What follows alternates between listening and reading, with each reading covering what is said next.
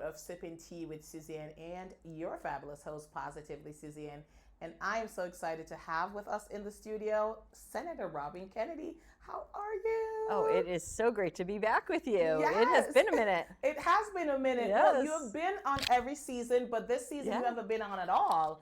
So it's like our schedules, and I it's know. Thank goodness we worked it out, like right? we worked it out because I was like, okay, the month end, the season ends. Like there's like two more episodes, and like we have to get you on. So I'm so glad that you were able, and the schedule Yes. worked out, the stars aligned, and here you are. So welcome back to the studio. Well, I am so glad to be back here with you. Yeah, I'm excited. I'm excited. So I'm going to greet the guests and when I come back.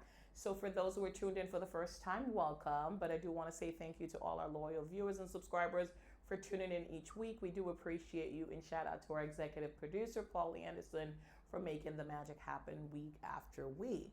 So, if you've watched the show before, and I'm pretty sure this woman is not a stranger, so Senator Robyn Kennedy is state senator for Worcester's first district, and so basically, let's say Worcester, right? Because Yeah. there are other towns. I was very shocked. I think the first time, like, what do you mean you have other towns? Yes. Like it's not just Worcester. Like we No. want you alone because we see you so much, right? We get possessive and we're like, this is our senator, and Berlin's like, that's our senator too. That's right. That's right. And I'm very intentional. As much as I love my city of Worcester, Absolutely. I am not just the Worcester senator. I'm so proud to represent Boylston, West Boylston, Berlin, Bolton, and Northborough as well. So Absolutely. No, great communities doing great stuff. Absolutely. I don't know how you manage to fit all of them in, but it's really nice to see because honestly, like because I follow your social media pages, I get to see when you're in these different towns and just doing different things and what they're doing there. So I think that's been very lovely. So Yeah, no, absolutely. And like I said, they're all very unique and have some amazing stuff happening in each of the communities. yeah, absolutely. Well, welcome back to the show. I think before the show started, we were talking about when we met. So like baby Robyn, right? And maybe Suzanne to an extent Yes, because I yes. didn't have the show. It was just like a podcast at the time. I had Yeah. the podcast. It was Sit Down with Suzanne, and I was recording on my laptop. I was going to say it was not high tech. I don't think Paul had entered the scene yet as the producer because it was. I think we were on the phone. Like we were. I mean, the elevation. It was definitely Amazon in the garage before it became the global conglomerate. That is right. Yes, but no, thank you. So but here we are. Here you are. Look at what you've done in that time. God is so That's good. amazing. Look at what you have done. I met you were running at the time. You're running your first campaign, and now this is you're in your third term, about to go into your third. Yes, knock on wood if all goes well in the fall. Yes, no, but that's incredible. So, what have you learned? So, what's the difference that, like, what have you learned? Quite a bit, right? But, like, when you just started your campaign, it's like, I'm going to run for state senator compared to now where you are. Like, what is one thing you wish you had known when you started on this journey? That is really difficult. I think I've learned so much. I think, as somebody who came from the community in community work, I now in hindsight realized I knew about this much about our community. And now I am just so every day overwhelmed by how amazing and how powerful and how many great things are happening in our community. And, it's such an incredible privilege to be in a position where every day I'm learning something new, right? There's new issues that I'm hearing about from constituents. There's new organizations that I'm getting to meet and visit with and learn about, and different community groups. And that's such an incredible privilege that I'll never take for granted. So it's definitely something that I've continued and continue to learn about. Good, wonderful. Well, thank you. I think one of the things that, there's many things about you that I admire, but one of the things I've always admired is that you're intentional in the spaces that you show up in. And as you mentioned earlier, you do show up for all these cities and towns that you represent. But I also like that you always are willing to step back and says, I don't have to be the focus. I don't have to be the limelight.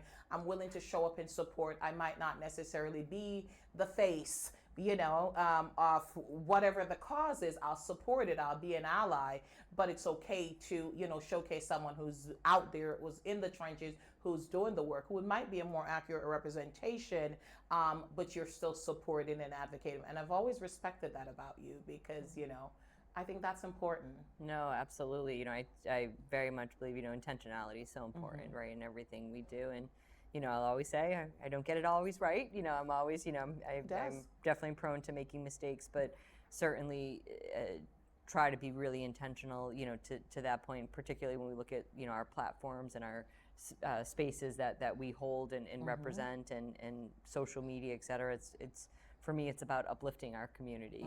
There's nothing that rubs me the wrong way more than I statements, right?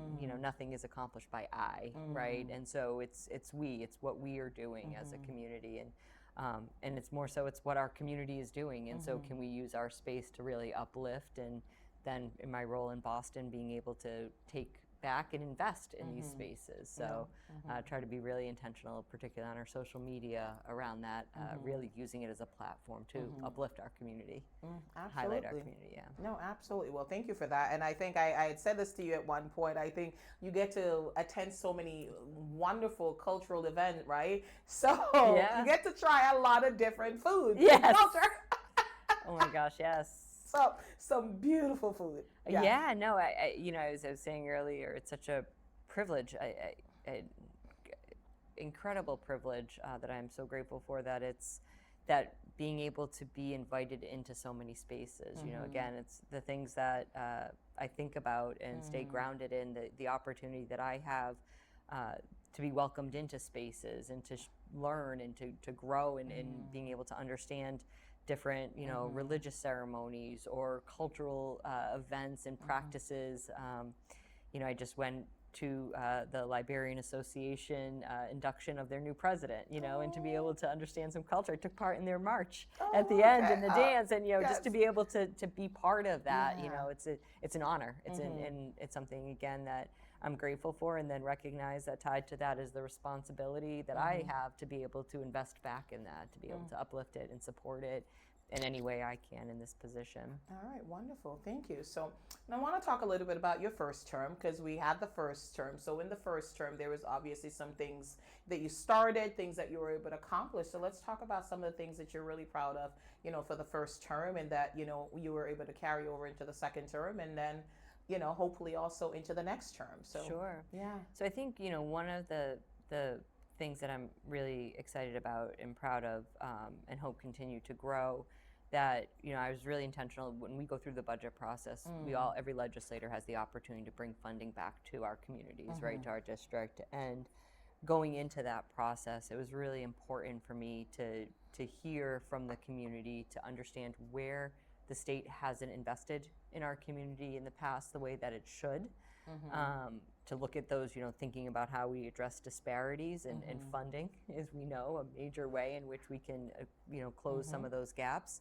And so working with our community, with my incredible district team, Kayana James, my district director, Giselle Rivera Flores, my now, I sadly have to say, former director of communications, but has been integral to our team and our community in the years that she was with me, really thinking about where those spaces are. And so we've been able to bring back funding over several years now for things like the Caribbean Festival, which I know we won't have this year, but we've been able to support in the past, the Pride Festival, Black Heritage Foundation, Juneteenth, Casita Cultura, all these amazing organizations that are led by and representing the best and the most beautiful diversity of our community.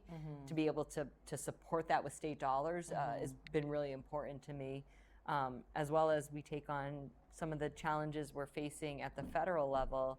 We've been able to invest in some community supports here, so things like the New American Center that's located at Friendly House, that's helping support newly arrived refugees and immigrants here in our community, which we want to continue to do. We want to continue our legacy of being a nation, a community built by immigrants and a home for immigrants. And so being able to support those efforts is something that I've been really, grateful for the opportunity to be able to do.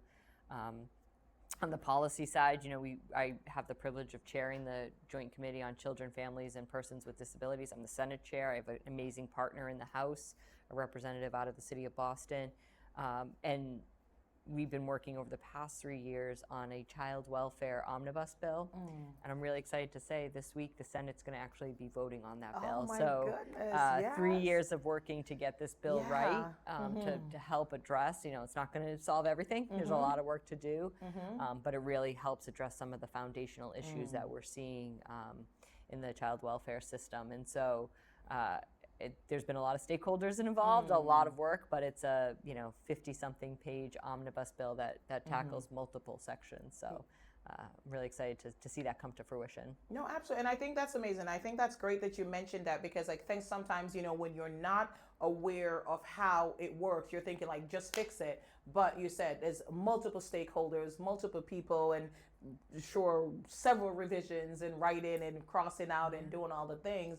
And it's been 3 years in the making, right? Yeah. So there is a lot of work that goes behind every single piece of legislation that's passed. Yeah, no, absolutely. And, I think I work with amazing colleagues from around the state that in their own right have been doing this amazing work that I'm not leading on. I have very limited, fingerprints on, except to be able to get to vote for, but I look at my colleague in Roxbury, Liz Miranda, state senator, who helped lead the charge for a really comprehensive maternal health bill that we passed last session that, thanks to her work on this, we're really helping to address disparities and improve outcomes for birth outcomes, particularly for Black women, right, where we know there's a huge disparity that exists, and investing in some critical services like community birth centers, midwifery, creating a board of registration for midwives so that we're making sure that folks are registered to be able to do that work, creating pathways for more doulas in the community. And so, I also get to be part of amazing work that my colleagues are really leading on, which is also, so incredibly amazing. All right, wonderful. And what are some of the things that you're currently working on that we're hoping that, gets passed soon? Because there's a lot going on, and, when you turn the news on, there's so much information coming at you, so how do you decimate, right? How do you filter out what's factual, what we kind of need to focus on, and how can us as community members show up and, with the actual facts? I think that's the key point, keep showing up. We were talking about this a little bit before, but, I think, it's the harm that's being perpetuated right now by our federal government, the intentional harm, is both, trying to drive us to a world where only white male billionaires succeed, right? But also trying intentionally to steal from us the joy, the celebration, that what keeps us engaged, right? To try to disengage us and to fester, this anger and animosity, so we're less likely to fight back. And so we have to keep showing up. We were saying before, joy is the resistance. Yes, keep showing up. And I know it's difficult because I know there's reason for fear, right? There's valid reason for members of our communities to be fearful right now. That's tragic. And so, we're continuing to work at the state level. I wish it could be done faster, but looking to be able to implement things like the PROTECT Act, which is, a multitude of measures at the state level that we are going to be implementing to fight back against the thugs who call themselves ICE agents. And again, to be able to put some accountability measures in place, give our residents some tools. One of the components of that was in the Senate bill that we just passed a few weeks ago in the PROTECT Act would overturn existing statute that would give residents the right to sue federal agents, right? That's going to be really helpful if somebody's harmed. It won't stop them. Again, we can't. The federal government manages immigration policy, so we can't stop them in the moment per se. But it's going to allow for some recourse for our residents in the long run in this. And so, again, hopefully we can pick up some steam and get things done quicker. It's in conference right now, but hopefully we'll see some good things to come from that, and really not just go on the defense, which we are doing, but also continuing to move forward, to progress here in Worcester, to invest in our community. Just this year in the Senate budget, again, that's now gone to conference with the House budget. But one of the things I was fighting for in that was the Chapter 70 Foundation Review Commission. We know that education funding is not meeting the mark in almost every area, whether it's regional transportation, special ed transportation, multilingual learners, meeting the inflation factor. I mean, I could go on and on. There's multiple spaces where it's just not meeting the existing need. We need this commission to come together with the experts to wrap their arms around what the gaps are and what we need to then invest to achieve those gaps, so that every student in every community, every zip code, every school, K through 12, has access to state-of-the-art education. Okay, so I know you're the chair of the Children and Family, right? And I know that you're very passionate about education in your show, but I think that Massachusetts, which I personally think that there's a lot of challenges, right? And we have so much opportunities, but compared to other states, we're a little better. And I think the last time you were on, we talked about the impact of dismantling the Department of Education and what would mean, things like that. So are we currently seeing things that, are being impacted, or is like I'm seeing it from my level, but from like the State House level, like just what are some of the impacts that's happened since I don't even know what's happening with the Department of Education, to be perfectly honest. Yeah, I think we're very mindful as we see some of what could and will continue to roll out, some of the concerns. I think majority of special education funding comes from the federal government. We have our own ADA and IDEA requirements here in Massachusetts, but in terms of funding for special education, so much comes from the federal government. So as they continue their trajectory of cutting, not investing in services, that will have serious impact. And the question will be, if cuts are coming in every direction, how much can the state fill in? And we know right now that's certainly an area that we need more support in, not less by any means. Particularly following the pandemic, where we're seeing a lot more behavioral health challenges manifesting.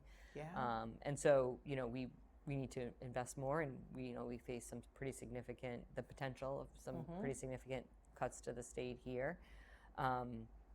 And then there's big questions that, I don't think we're getting the support from the federal government that we should. I met with 2 constituents this morning talking about AI in our schools and the way AI technology is being utilized in the schools. And, I think we really need a federal response and the federal government to help us get ahead of what's happening there. And unfortunately, they're not focusing on this. So, again, I think that's something we're going to be looking to try to address at the state level to offset that. But, there's big questions, and government is notoriously 20 years behind. And of course, as we know, AI and technology changes by the minute. Yes. So there's a lot that we're going to have to do to be able to wrap our arms around this. And okay. Well, I'm very glad that you're in the State House along with, I met some great people when I was there. I've met Brandy, Fuka, Oakley. Is it Oakley, Fuku? Brandy Fuku Reed. She just got married. Oh, yes. Okay, all right. So now Brandy Fuku Reed, yes. Okay, all right, cool. Amazing representative from Dorchester. Yes, absolutely. Liz Miranda, and I met them when I did the Black Caucus. The Black Excellence Awards. Yes, shout out to Suzanne. Yes. Well, thank you. You've always been really, really good to me. But I've met some really great folks, and I also was very blessed that I had the opportunity to do the citizenship seminar. Seminar, at the State House and things like that. And I think that it's so important that the constituents, the community that we are in, get an opportunity to see what it's like. And because again, a lot of times I think we say things, I don't want to say folks say things out of ignorance, because they do, and I'm trying to be better than others. So, but we often say things without the correct information. How about that, right? We'll go with that. And I think, but I think it's so important that when we get these opportunity, and I know that for you, you've always talked about mentoring the next group, right? We've got to get people ready for the next roles and things like that. Because I mean, one thing I can say about government, there's a lot of old people. Not you. Yeah. Not you. I mean, I'm getting there, right? You're not. You're you're a baby compared to, I mean, Mitch McConnell, our president's 80. So at some point, there's going to be a need for folks to be in these spaces. And I think having a basic understanding of, what it implies, what it entails, not just to the title. It's a Yeah. lot of work, FYI. Yeah. Not just the title.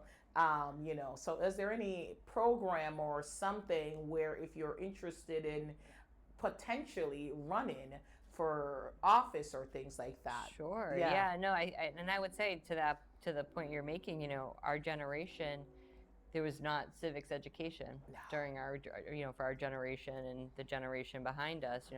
Wasn't until my predecessor, Senator Chandler, really fought to bring civics education back. And just at a side note, I was at the civic showcase where they had 400 eighth grade students from around the state.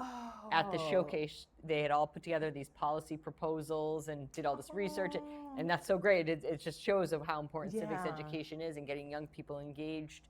And one of the groups, probably more, but I only saw one, their whole presentation was focused on how to get more people to vote, right? Get more people engaged in that piece of the civics process. And yes, to your point, I think to me it's more about the longevity in positions, right? Like, I think that there's value in new ideas, new perspectives, helping to make sure those that are shut out of opportunities have pathways in. And that's something that, as I say all the time, which may be surprising, is I don't plan to have this job forever. I love it, and I am grateful that the voters have chosen for me to be in this position. And as I noted, it does take some time to get some stuff done, so I need a little bit more 100%. time to get some of the things done. But I say that all the time of, who's my successor, and I hope they're getting ready, and love to help people that want to run for office. And it's not all the same, just like age, it isn't necessarily a disqualifier. I mean, there's people that are still in the midst of doing the work that we need them to do, and so there's value to that longevity, or that having people in certain positions for a while. But I'm certainly mindful, and there is, I'll give a commercial, the citizen seminar that's held at the State House. It's a 2-day program, and it's held twice a year. And anyone can participate in it. Reach out to us, and if you're interested in it, and we can help, get you to apply for it, or nominate you to participate in it. But yeah, as you mentioned, it's such a great way for people to know how the legislative process works. I think that one of the things that I find so interesting is, and coincidentally, part of the reason I ran was, I feel like the state government is such a black hole, right? Like federal government, that's on the news, that's everywhere in people's social media. Municipal government, that's, the T&G, that's what they're focused on, and that's what's coming up in stories. But people don't often know not only what's happening at the State House, but how things happen at the State House. And so that's really part of what I've tried to be intentional, and our team has been really intentional about with our social media, with our messaging, is kind of, here's how things work, right? Like, it's, Giselle put together a great kind of platform and presentation on, what does the budget cycle look like? Like, when do these decisions get made? So, and put it out on social media, put it out through our email blast, so that people can really understand what the process looks like, so that they can participate in it, right? And certainly if folks are interested in running, there's organizations like Emerge that helps women run for office in particular. Mass Women's Political Caucus does some work around helping women get elected. You'll notice I'm very specific in where I'm hoping we get more people to run for office, more women, particularly women of color, to run for office. So, but there's a whole host of organizations for folks that are just kind of training ground of what for folks that are interested. No, absolutely. I think you need some understanding, and I think I think yes, you are correct. There's something to be said for longevity, but I mean they are going to retire. They are going to choose to retire, and 100%. like you said, you don't want to be in it forever, right? I mean, you don't want to be 90 and doing it. I mean, I hope not. Like, I want to be retired. I mean, I've got a beach in my future. I hope. That's what I was hoping that. Like, for me personally, I think great, yes, but I mean, you're right. Right. A beach. So like, how about building up the future, for that next step, absolutely. And I think, as you said, there's a couple of different places that I wasn't aware of that, certainly folks can find out about, and even like just to learn, like just absolutely learn the process and what it entails. So do you ever have a typical day? No, that's the interesting and crazy part of this job is no 2 days are ever the same. Really? Ever. Okay. In 3 years, I've not had a single 2 days in a row that are the Really? same. All right. It gets a little bit closer to that during the budget process Yeah. when we're in every day just focusing on the budget. But it's funny because I say time is now just a myth to me. Yeah, there's no, I have no weekends. There's there's no Monday through Friday 9 to 5 clocking in and out. It's there's none of that. There's none of most days, pretty close to 6-7 days a week. There's something that I get to go to or get to participate in, get invited to. And I want to be there. I want to show up for the community that asked me to be in this position. And, but there's definitely a rhythm that's easier to say of it's funny, we know, and I joked with Kayan, and we know, festival season's coming up. Yes, oh. That's coming up. Good luck. The legislative session ends at the end of July. Yeah. So that's, we have up until then to get any bill passed that we want to get passed. And then after July 31st, then the work just shifts to the conference committees, what's currently in conference committee. So August is a little quieter at the State House. Means more time in the district doing district things. And then, things slow down around the holidays, and there's some rhythm to the time of year. February, March, April, and May are the craziest months. Really? Yeah. Excuse me, because it's gearing up for the budget. So we have about 5 legislative breakfasts every day. I've been to a few, yes. Yes. So it's really a great opportunity to get updates from organizations around what's happening, where their pain points are, where their challenges, where they're looking to grow. And then, so that's really busy, and then we go through the budget, and then now it's, the legislative process. It's funny, we had intended to do 3 bills last Thursday, and then because there were bills that we were going back and forth with the House, and the House happened to be in session, so we were able to do 3 more bills. And so we passed 6 bills last week. Wow, congrats. So it's it's a lot of moving pieces. So no 2 days are the same, but at least now I'm starting to get a sense of the rhythm. And when times are slow, and I need to start being more proactive of planning some time off in those periods, but we'll get there eventually. We will talk about the time off in the end, because it is very important. I think the work that you do, it's great work, it's important work, it's necessary work, but it can be heavy at times. Yeah. So we should be able to have moments where we're off, like you're on that beach. Yeah. Yes. Amen. Even if you're not retired. Yeah. Right. Like exactly. we can't wait till retirement. Exactly. To go to the beach. We gotta enjoy it then, right? Yeah. No. Absolutely. Well, and it's I've had the amazing opportunities to travel as part of this job. Yeah. That last January, I actually traveled. I have a colleague who's a great friend who represents Lawrence and Haverhill and Methuen, who organized a trip for us to go meet with the Senate in the Dominican Republic, learn about some of the work they're doing, and some of the challenges they're facing, particularly sharing an island with Haiti. And at the time, there was, a major increase in Haitian refugees coming to America and to Massachusetts in particular. And so, we had an opportunity to go, and a few of us extended our trip and stayed on the beach for a couple days there. And then just this last fall, I had the opportunity to travel to Taiwan. There's an entity called the National Conference of State Legislatures, and it's a bipartisan, bicameral organization from representing all 50 states. Wow. And so a group of us were chosen to be able to go travel to Taiwan and do some, international relationship building. One of the things we're seeing, and this has happened, we've had some meetings here in Massachusetts with delegates from Canada and some other places around, there's a lot of state-by-state relationship building that's happening now with different countries, as the national partnership is not looking quite the same anymore. And so, to be able to be part of that and to engage in those conversations has been really interesting. And then, I try to find some time to keep in touch with my friends and, stay connected and once or twice, keep them and, and be a good friend and take some weekends away and, Okay, cool. Yeah. What is it like meeting, like delegates, or I don't know if they call them senators in other countries. So I would say government in other countries, like, talking. It's like, you share similar concern, but, what is their system like? If you look at their system, it's like, Thank God we don't have that. Yeah.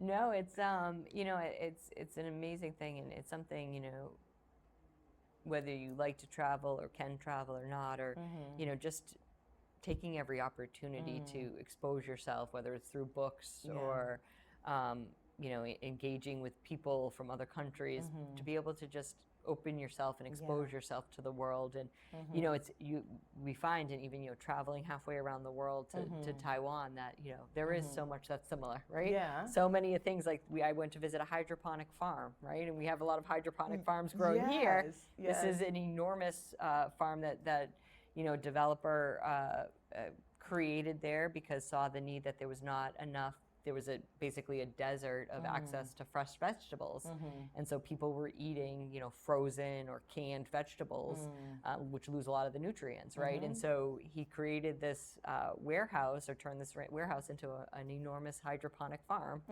and is now being able to help the locals in this community be able to have access to these fresh vegetables.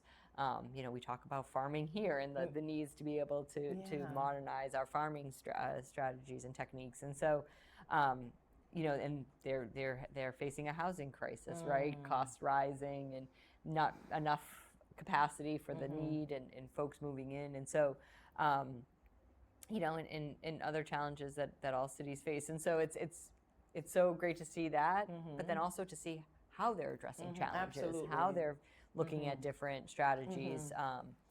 There's a lot of technological advancements that are coming out of Taiwan, that we were able to see some of these industry parks that they've developed, where they have researchers living and working on developing new technologies. And they're looking to partner with us on all of our chips for our cell phones, right? And so how do we partner and help in some of the development and relationship here? So it's so fascinating to get to see and be part of. No, absolutely. I think it's great when you get to learn about somebody else's culture, right? Because it's like, I think we know what we know, but then learning about somebody else, like the reason they do why they do what they do, or, one of the things you had just mentioned, like how do they handle it? Because we're all facing a housing crisis, right? All over the world, it seems. But, there's something to be said, but hearing someone else's perspective, right? Because there's things you might not have considered, right? And I think when I worked in retail, I remember this district manager of ours. So we would do these beautiful windows. And I don't know if you've ever visited a retail store. I'm sure you have. I don't know if you have time to go to the mall, right? But you see these beautiful displays, and no, it's not little elves that come in and fix it overnight, right?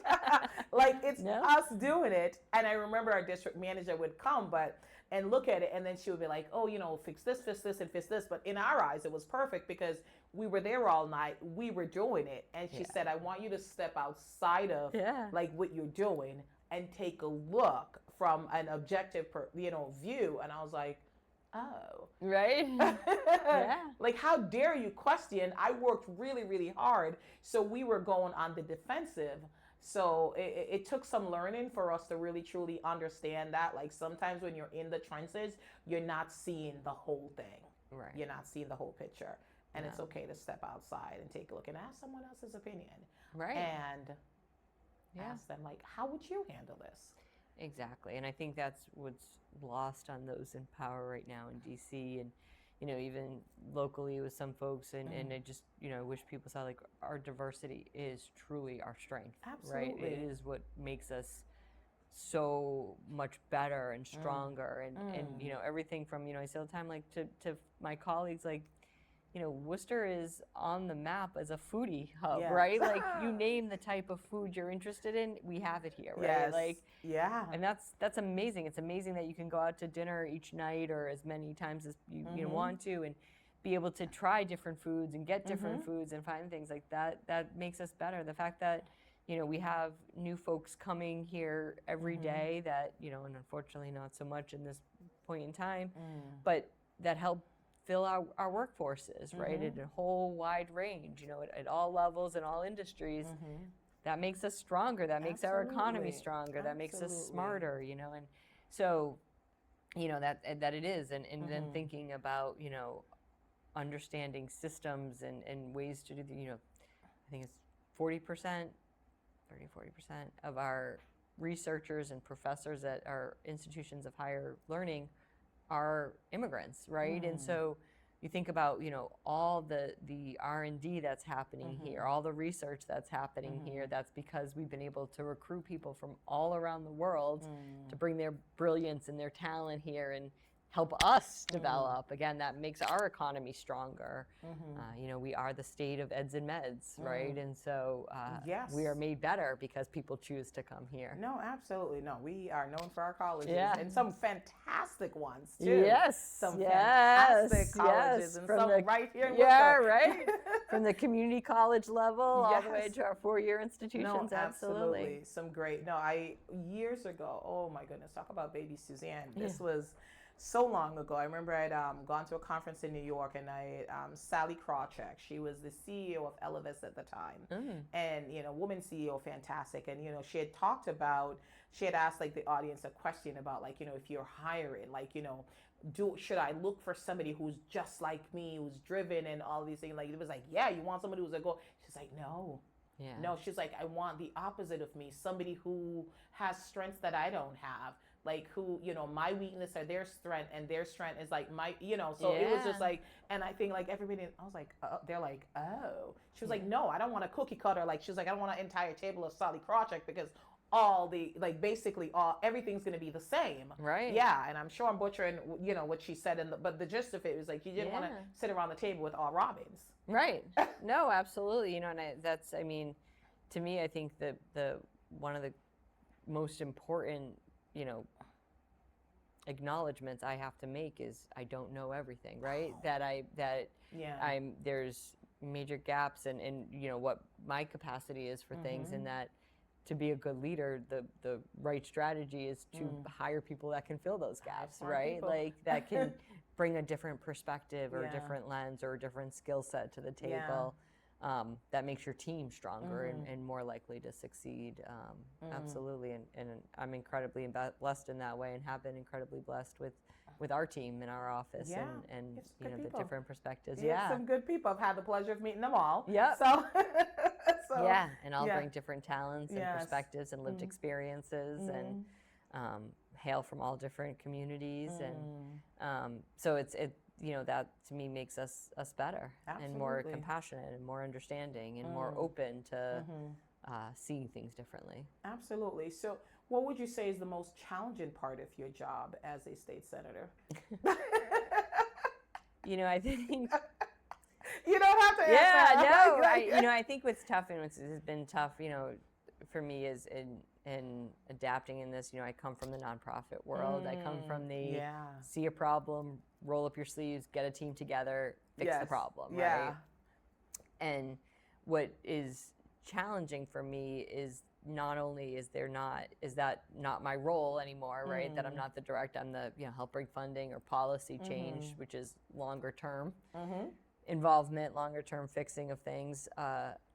But it's also, the other challenge that I struggle with is, not having the capacity to do it all, right? Like there is so much need. There's so many, calls that I get on a regular basis of people looking for help and support and information. And, again, thank God I am blessed with an incredible team who is doing most of it. But even with them, there's just so much. Yeah. And so I look back and sometimes, I'll look and like scroll through my text. I'm like, oh my gosh, I never got back to this person, and it's just like, oh my, the day just, got away. And, that to me I'm like, oh my God, that feels like stress. But that feels like a failure, like that feels like, and I'm like, oh, they don't feel like I'm listening or hearing them. And it's like, so, that's my own internal struggle. And it's just because there's just not enough hours in the day, right? There's so much need right now, especially. Okay. So, so what is the most rewarding part of your job? See, it's what I get to do every single day.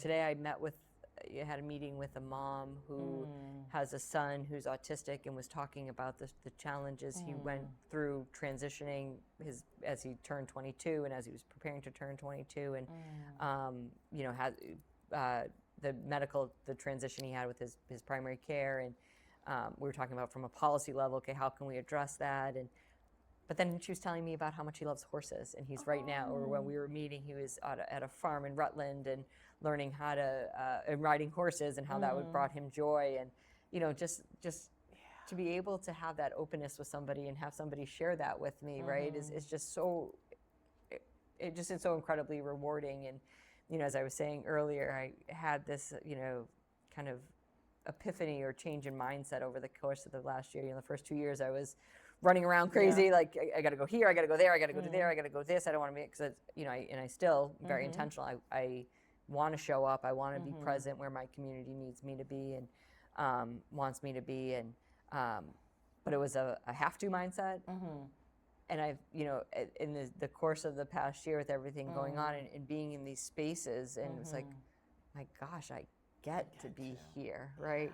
I get to learn about these religious traditions that are not in my world, not my lived experience. I get to be my personal world, certainly in my global world, but not in my personal world or my experience. And I get to go to these events. I get to hear these organizations talk about what they're worried about, what they're focused on, and I get to hopefully be part of solutions with them, right? Like that to me is it's personally rewarding. It's the community work that I hoped that this would be, and maybe took me a minute for my mind to get there from the rush of like trying to take it all in and figure out what it was that I was doing, to actually getting to recognize it from, not only it's not just my responsibility, it is my responsibility, but it's also an incredible privilege that I get to have.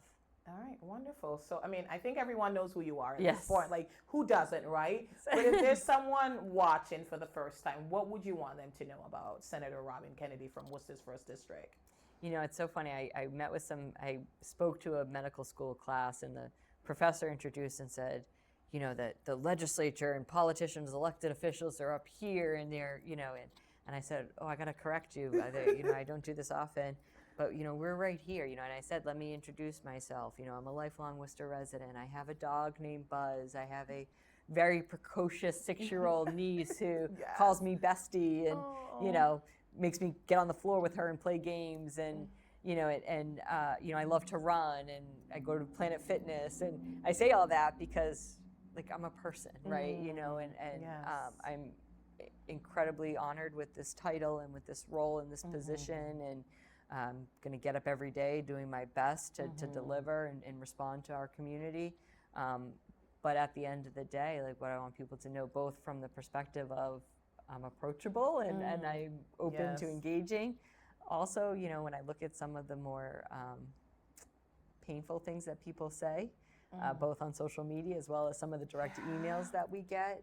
And I think, I know other women elected officials in particular get it worse than some of the things that I get, but it's like, but I'm also a person, right? I have a mom who really would heartbreak if she read what people emailed me. And, I have a family, and I have friends, and I have a community. And so, I think for both ends, I really want people to, and I'm not perfect, and I get things wrong, and I, and I can fail, and I can do better and want to do better. And so, I hope that's what people know about me. Rob. But you're a human being. Yeah. You're a human being. Yeah. Absolutely. So now I have to ask, because you know me, so how do you deal, how do you heal? How do you take care of you when you get those bad emails or see the things on social media? Because, I mean, so it's funny, when we were kids, right? I don't know if you had this rhyme, like, sticks and stone may break my bones, but words can't hurt me. Yeah. They hurt. They hurt. Words hurt. They do. And it's, part of me, and it's, and I would love to say I just ignore it, right? Yeah. I just ignore it. But, sometimes I respond. Sometimes I have a moment, I'm like, here's some facts. Let me give you some facts back. Absolutely. But it's, fortunately, I have fostered an incredible relationship with particularly my class of legislators, senators that came in at the same time I did, and a couple others that are close in age with me that came in right before I did, where we've really built this trusted space that I could be like, can you believe this? Like, can I, how are you responding when you're getting similar things? Or can we just laugh at how crazy this is together, and maybe we're the only ones that can appreciate this? And, you know, there's been a tear or two along the way, you know, as, sure. you know, kind of responding to things. But then I'll FaceTime my niece, right, and say, you know, get grounded in the fact of, you know, Auntie's the best title I've ever had in my life, Absolutely. and the title I'll treasure the most in my life. And go visit her and get a hug, and she knows none of this, right? She knows I'm a senator, but really doesn't know. I even brought her to the State House, so she's gotten to see it. But you know, at the end of the day, I'm her auntie, right? Yes, you know, that's I'm it. her That's bestie. auntie. I'm her, you know, and so stay grounded in that. Stay grounded in, you know, the fact that, you know, I am so blessed and rich with friends and family, and that you know, at the end of the day, they're going to be there for me. Yeah. When all of this, you know, through all of this, and yeah, no, absolutely. You know, I was going to ask you about self-care because we talked about it in the, you know, the beginning, but I think, you know, based on what I'm hearing, like, stay grounded. Yeah. Your niece, your dog, you're running. Yeah. She hasn't gotten me there yet. So. I will say that has been, especially over the past couple of years, I took a hiatus from the pandemic from running, and it's something that really affected my, you know, wellness and my mental well-being. And so, you know, getting back into it, and I have over the past couple of years, it is my sacred space and time. You know, I silence my messages, silence what's coming in. I go first thing in the morning, so I'm there at, you know, 6:37 in the morning. But that's, you know, get my endorphins going, get my energy out. And, you know, at the end of the day, when I look and I said, okay, I've done 10,000, 12,000 steps today, like it feels like I can feel good about what's going on. And so that really to me is, you know, again, my well-being, my kind of designated time and space. Wonderful. Yeah. Awesome. So put in some good music. My like, 90s hip hop is my Okay, my I go-to was like, jam. okay. Like, oh yeah. But it's, you know, but again, just to be able to check out for a minute. No, absolutely. You know what's funny? The year that you spoke at QCC's graduation, I think I spoke that year. I think I had mentioned like 90s. Oh yeah, it's the best year of like genre of music. I'm not gonna lie, right? the 90s were the best decade for you know, fashion. Everything. It was the business. It was the decade. The music. The fashion. We look back and giggle now. But. Yeah, right. We got out of the neon of the 80s and into, you know, the overalls absolutely. And it's coming back though. Oh my gosh. Like it's coming back, and I love the youngins. Like they created it as like Yeah, exactly. Okay. Exactly. Like we had it, but that's okay. Yeah, good. It's good to hear that, absolutely. you know, you're listening and jogging and all of that. And I think, you know, throughout the speech you mentioned joy is the resistance a couple of times. And I mean, for you, why is that important? And, you know, for those that are listening, why should we focus on our joy? Right. Because joy is really the final resistance, right? Like that's when you look at, you know, efforts in the past, you know, authoritarianism, fascism, dictators, like, you know, all these movements have been about, you know, beating people down, taking away from, and ultimately stealing joy from people's lives so that they're less likely to participate in a resistance, less likely to fight back. And that's why it's so critical that we hold on to that, that we hold on to each other, right? And that we hold on to that joy and that celebration and don't let them take it from us, right? You know, there's a lot we can't control that they are taking.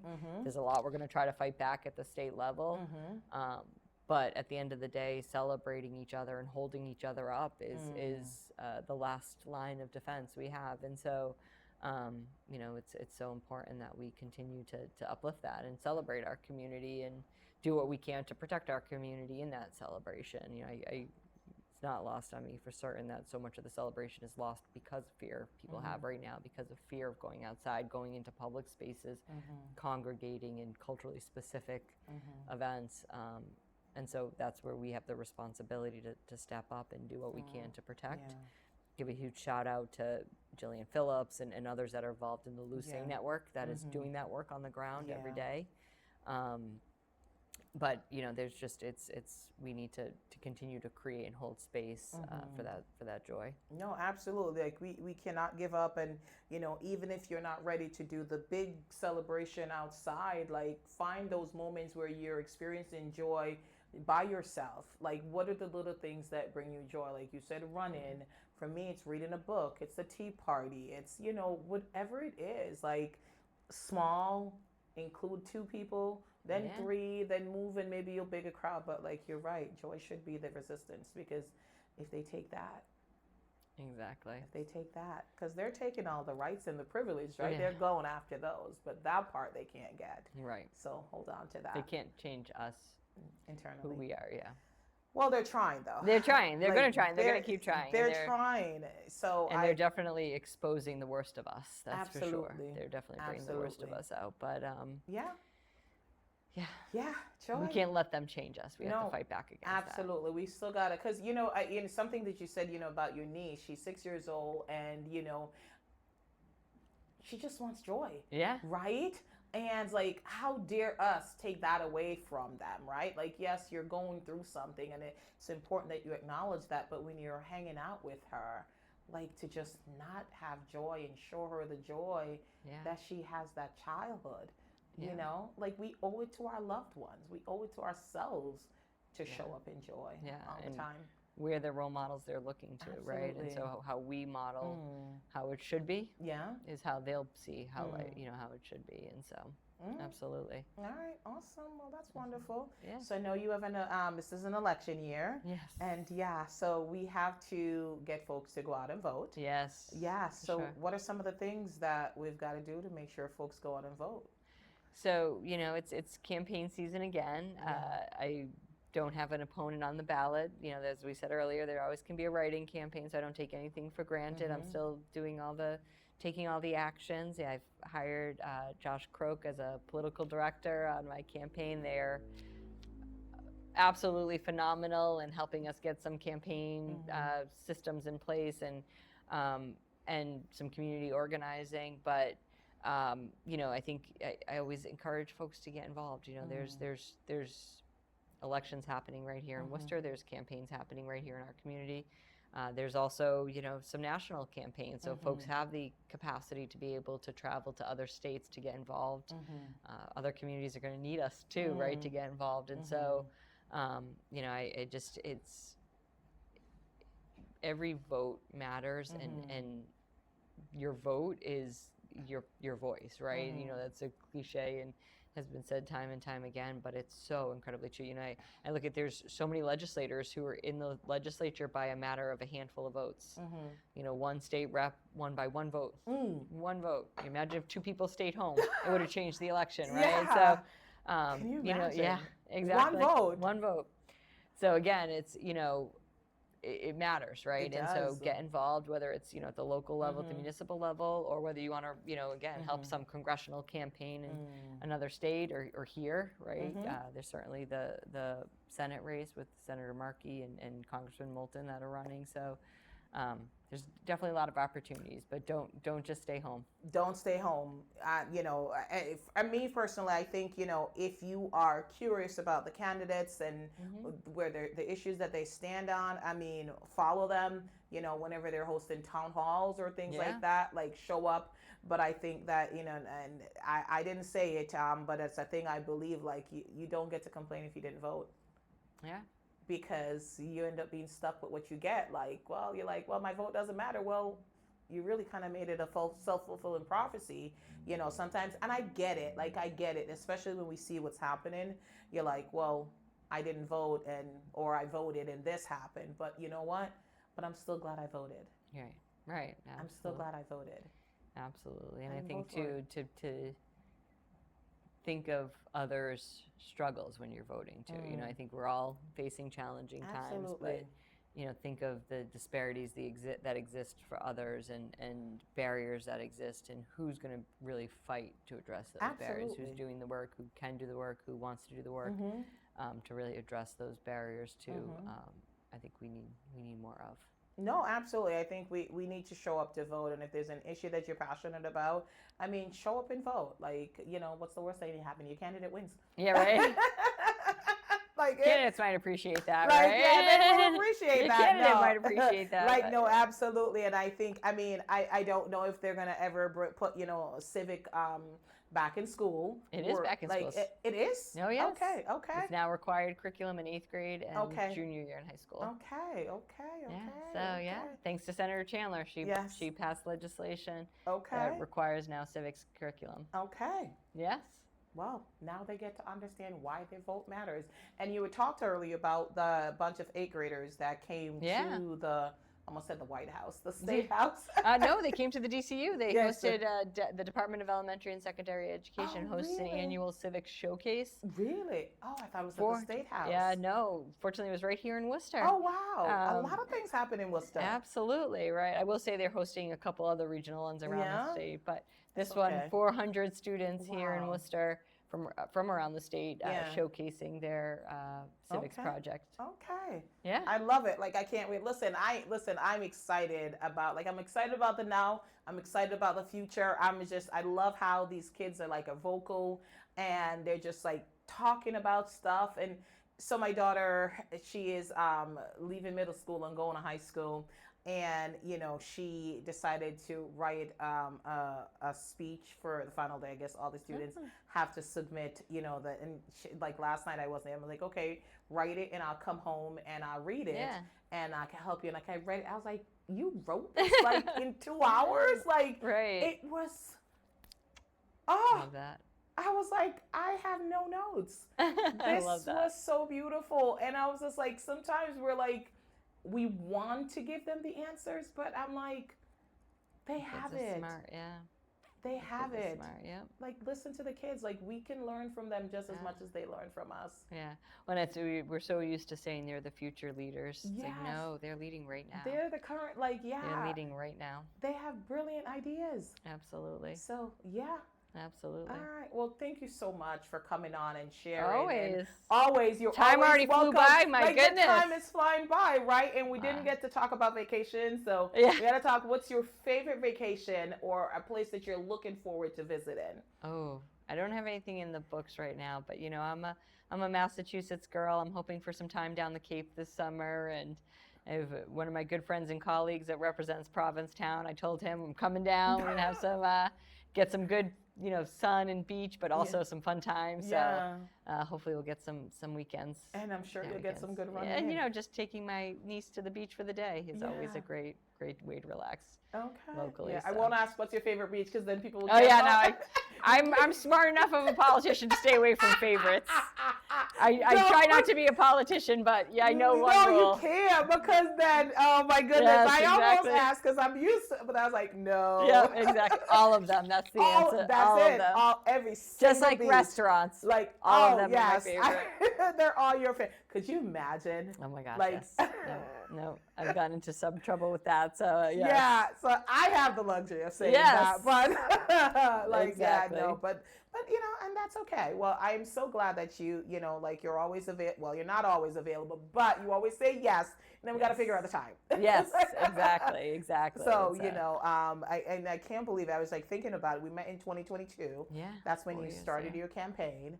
Time And flying. like time flies. We're in 2026, like Yeah. almost halfway through the year.